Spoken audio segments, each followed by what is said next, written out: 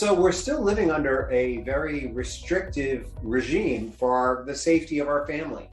And what happens when we're under this kind of pressure is people get confused about what's really important. Oh, it's a crisis, so my priorities must be changing. Actually, a lot of people were confused about what's important before the pandemic.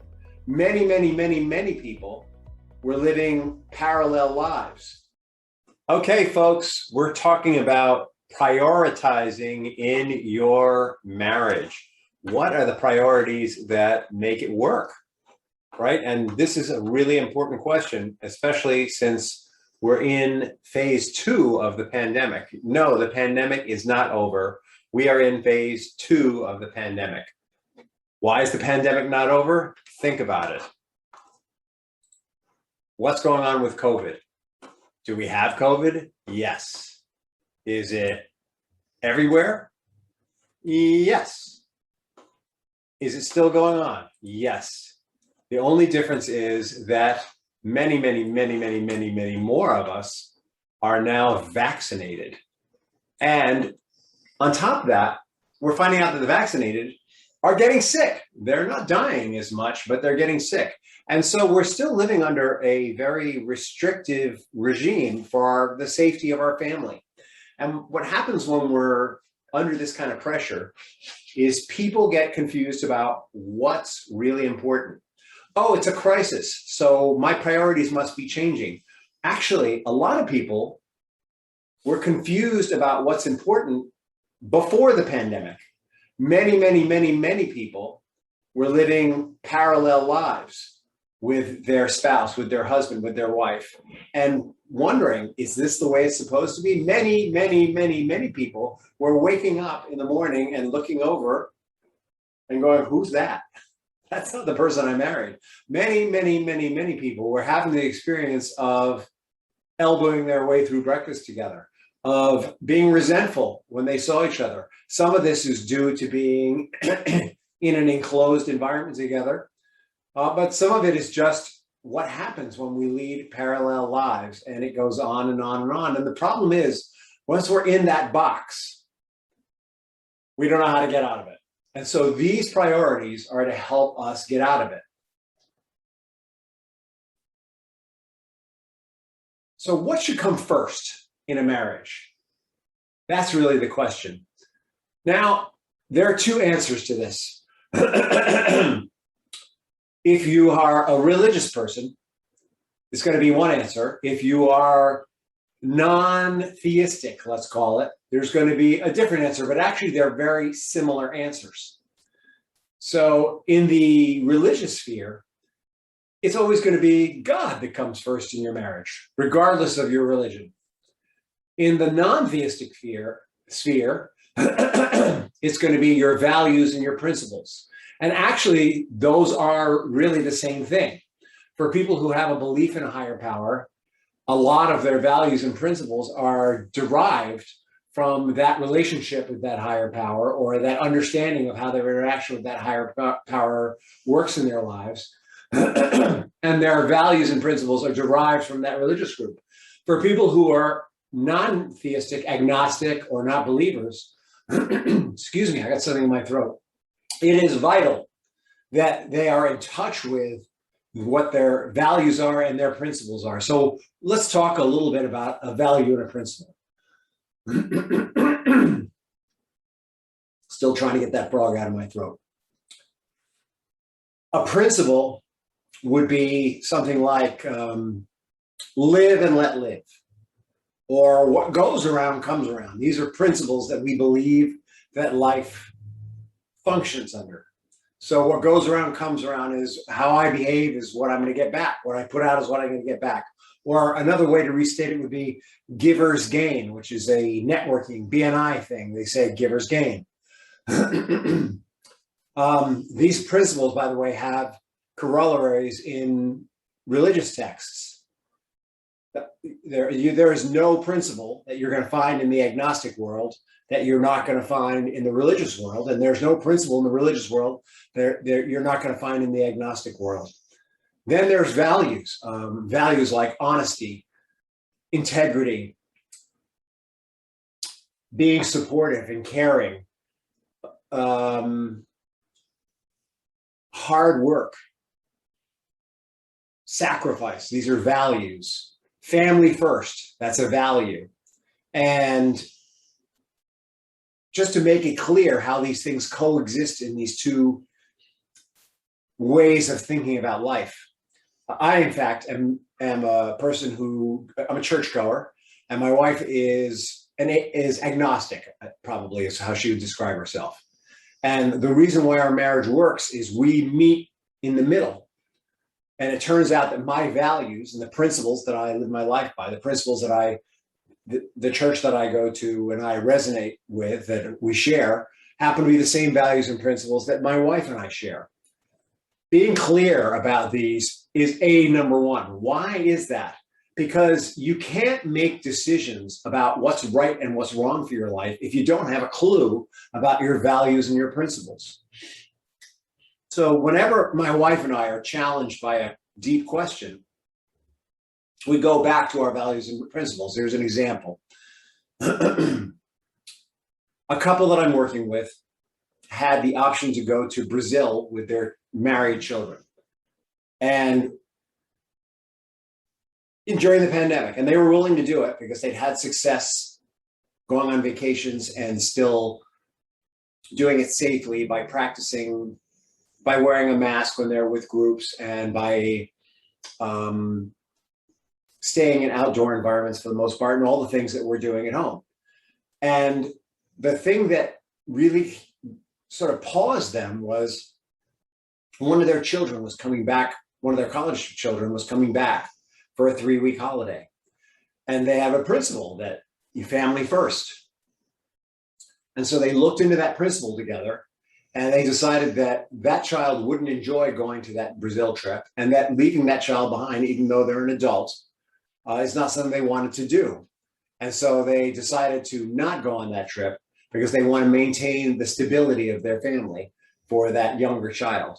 And the older child who's going to Brazil, they have regular relations with him and his wife. And so that relationship is not at risk, and they'll do that trip another time. But they got together on this core principle of, you know, the youngest child needs the most support, family comes first, we're going to maintain the stability of our home for that child. When you have the clear connection with those values and principles, those decisions get so much easier. And that's why this is the first thing that you need to have in order. Your first priority is to always understand what those principles and values are. Now, let me tell you something. It is not unusual for couples to have their values not prioritized exactly the same. One might feel that it's more important to earn a living and support the home, and the other might feel it's more important to show up for the family first, but they both agree that earning a living and supporting the home is important, and they both agree that showing up for the family is important. They just have them prioritized differently. And a lot of family couple conflict and family conflict comes out of when these values are not prioritized the same. And there's always a way to work that out and compromise it. I mean, if you think about it, it sounds like, oh my God, compromising my values, but you're not actually compromising your values. When you think about what goes on for us internally, every day we're faced with situations where we have to choose between values, and we have to decide which value has priority, and we figure it out within ourselves. So if we can figure it out within ourselves, we can figure it out with our partner. Priority number two is to take care of yourself first. Now that sounds crazy, right? Because probably a principle that most of us have, or a value that most of us have, is it's not okay to be selfish. But selfishness is not a good thing, because our principle is that we support one another. And so that when we're selfish, we don't support one another. And let me tell you why this is good selfishness, or why it's not really selfish. Here's how this goes. I have a client who was showing up for her kids day and night. I actually have a client right now who's doing that. She's showing up for her 2 kids day and night. She's got a super difficult husband who has a little problem, and he's not competent. and he doesn't follow through on his commitments. And so she's carrying the full burden.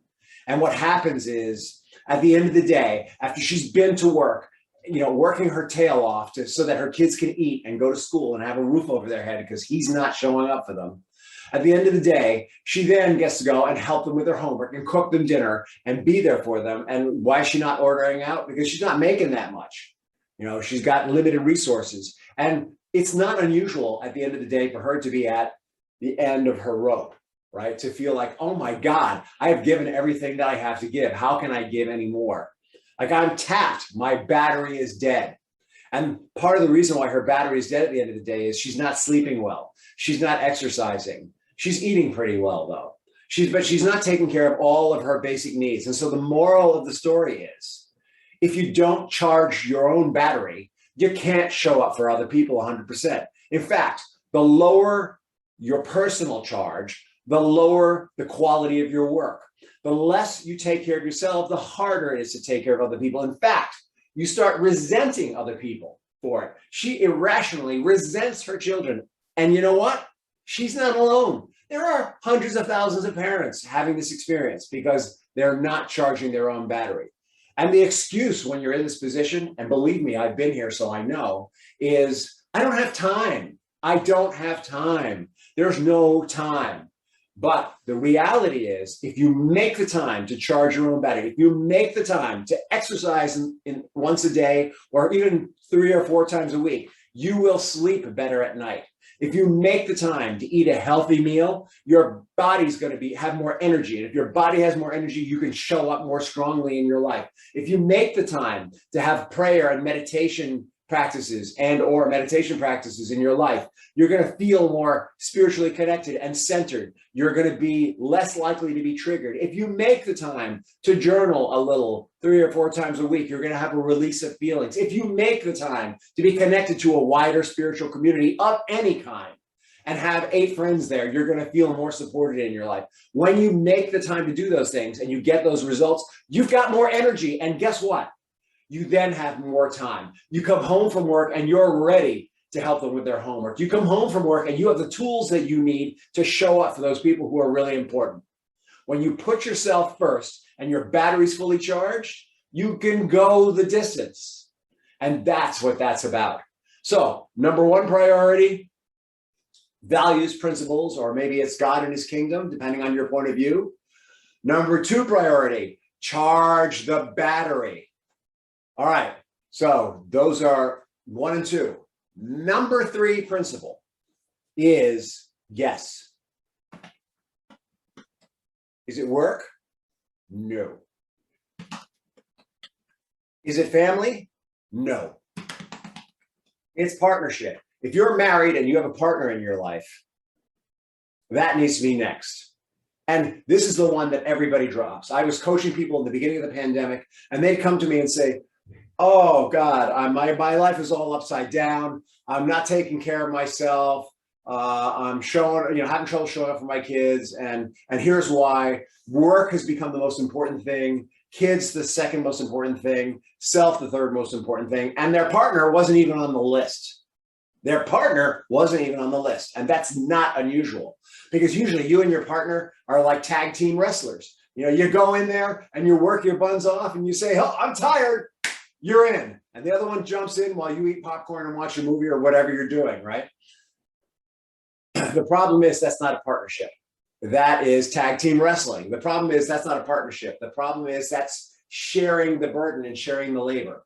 A partnership is where both people are on the same page. So you remember how I started out telling you about how me and my wife are not on the same page about religion, but we're on the same page about values and principles. That took a lot of partner time to get there.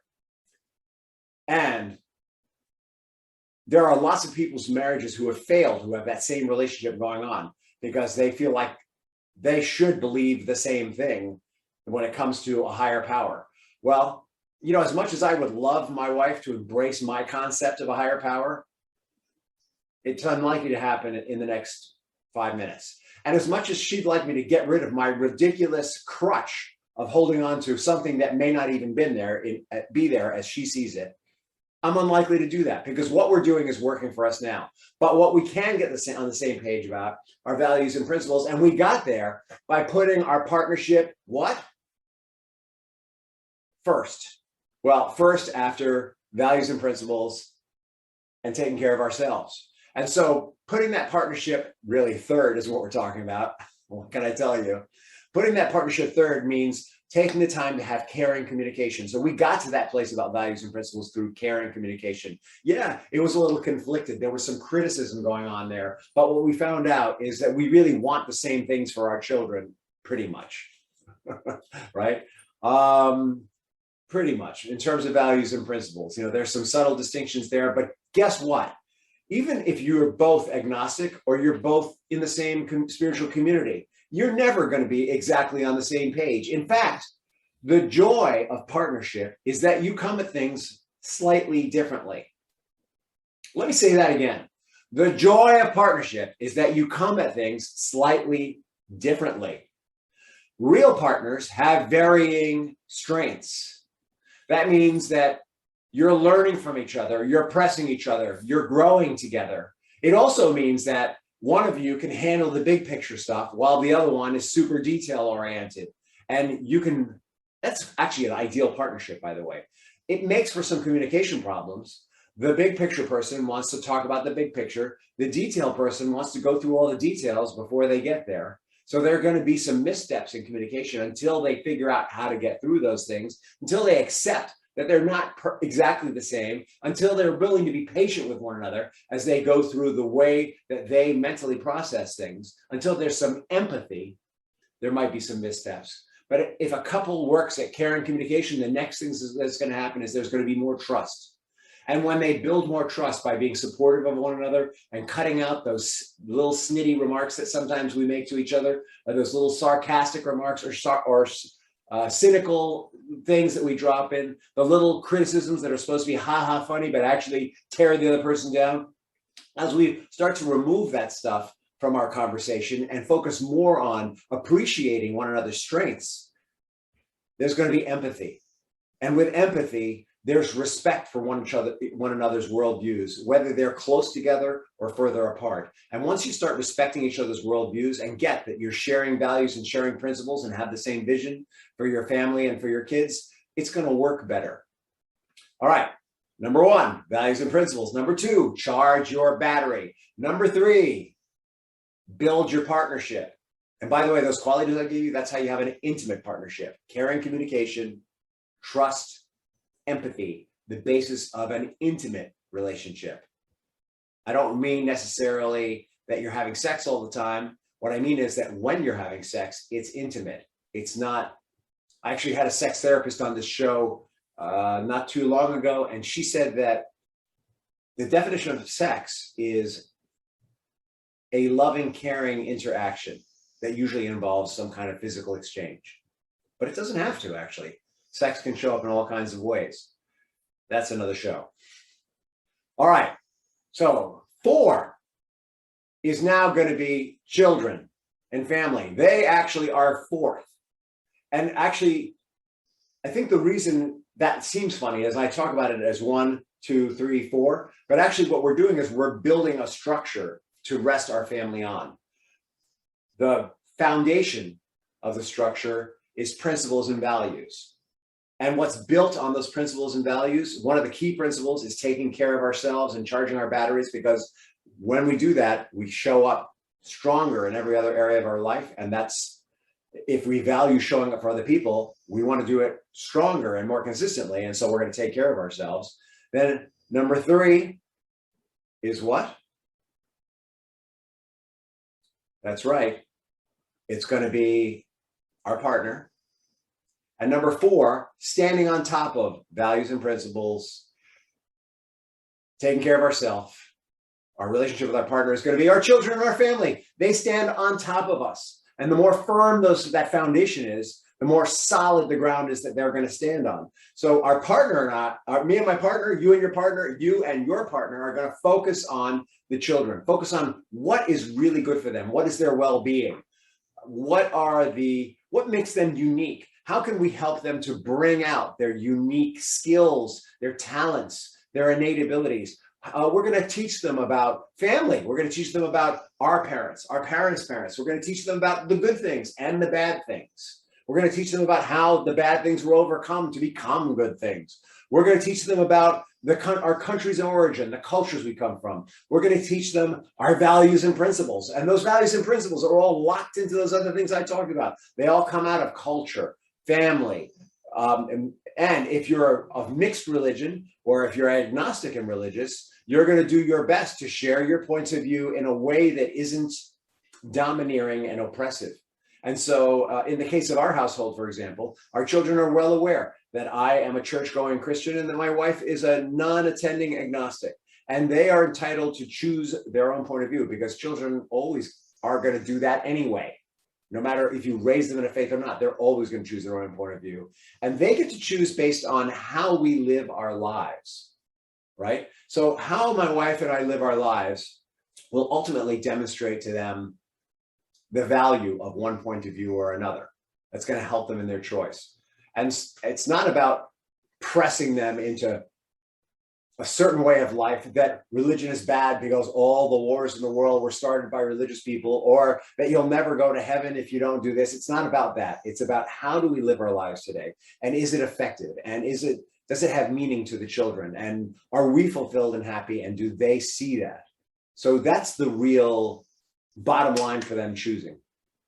Even if you raise children in the same faith, if your family is miserable and that faith isn't working for your family, guess what? Your children are going to bounce out of that faith.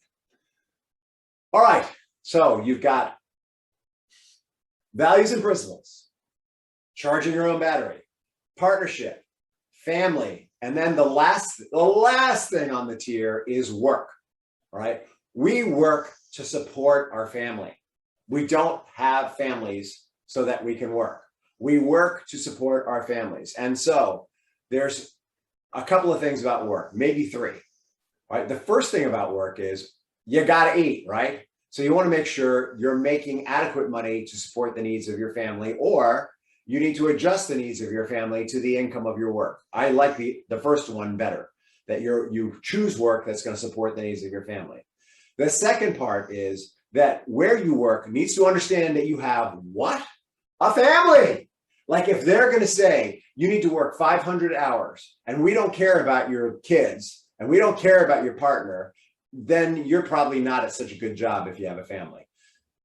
We need to work in places that understand our circumstances and whose priorities line up with ours is basically what we're talking about. Just like our partner and I need to have the same priorities, the priorities and values of the business need to jive with ours to some extent. And the last part is, but maybe this is really the first part, right?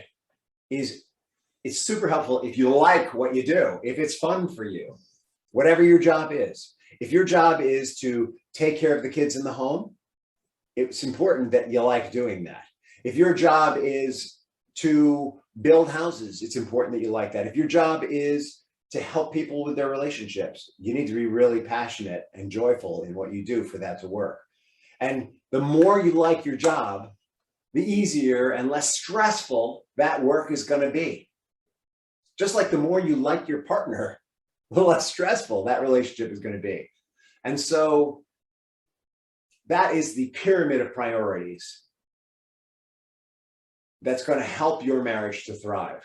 And it's going to help your marriage to thrive because you are clear about your values and principles. You're taking good care of yourself. You and your partner are on the same page, are reinvesting in your relationship and reinvesting in one another. And you might even be making sacrifices for one another, which is okay. Making sacrifices for one another instead of one person making all the sacrifices for the other. Let's be really clear that your kids have a firm family foundation to stand on, and that your work is nurturing you and nurturing your family and supporting it.